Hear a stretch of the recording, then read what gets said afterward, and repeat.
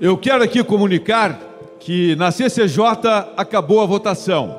44 sim para a cassação e 22 não.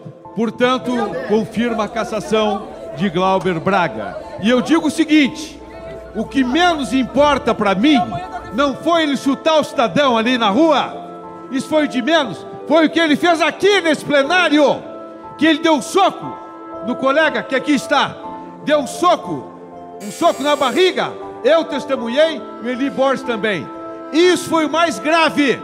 A cassação é justa porque ele agrediu aqui no plenário, em pleno plenário, um soco. Está aqui o deputado para confirmar. Então lá nada diante do que ele fez aqui no plenário. Cassação já, imediata, para que tenha respeito à Câmara Federal, e precisamos de decoro parlamentar que esse deputado não tem e nunca teve.